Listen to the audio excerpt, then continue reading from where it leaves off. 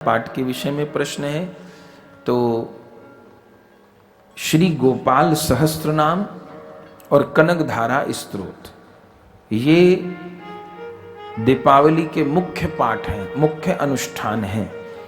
अपने यहाँ तो वर्षों से इनके अनुष्ठान पाठ होते हैं और यथासंभव सबको दीपावली की रात को जागना चाहिए। सोने की रात नहीं, जागने की रात है। एक तो इस भाव में चूंकि ठाकुर जी नहीं सोए हैं, इसलिए 4 रात्रि अपने ठाकुर जी को भी शयन नहीं होता। ठाकुर जी ने गिरिराज जी की परिक्रमा की है दीपावली को, अगले दिन पड़वा में गिरिराज पूजे हैं, तो ठाकुर जी को शयन नहीं होए। शरद पूर्णिमा की रात में शयन नहीं होता, ठाकुर जी रास किए हैं। और प्रबोधनी एकादशी को ब्याह भया है तुलसी महारानी के साथ, तो मंडप में ठाकुर जी विराजे, शयन नहीं होए। और जन्माष्टमी की रात को भी ठाकुर जी को शयन नहीं हो।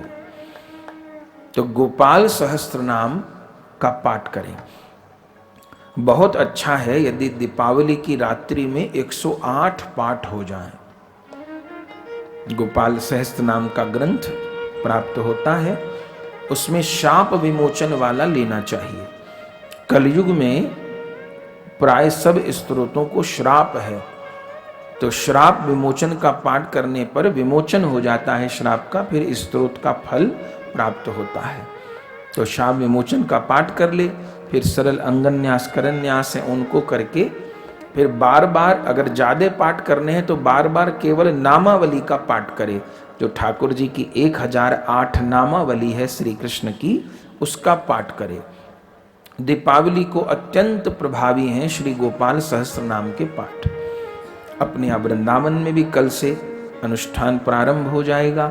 अनेकों भक्त लोग मनोरथ करते हैं, तो खुद नहीं आप कर पा रहे हैं तो संकल्प पूर्वक धाम में या जहाँ आपकी इच्छा है वहाँ पाठ करा सकते हैं। गाजियाबाद में भी अपने वैष्णव लोग अनुष्ठान करते हैं, नंदनंदा जी के निवास स्थान पर हर वर्ष रहता है।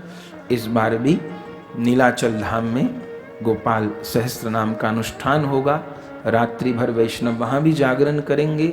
जागरण से अर्थ है कि पाठ करेंगे, यज्ञ करेंगे, कनकधारा स्तोत्र का पाठ करेंगे।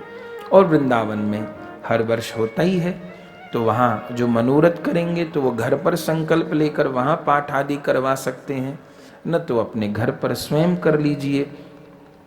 एक दिन में लग रहा है 108 नहीं हो पाएंगे तो एकादशी से प्रारंभ कर ले, एकादशी से अमावस तक 108 पाठ हो जाए तो बहुत अच्छा, अथवा फिर जितने भी हो जाए उतना कर ले।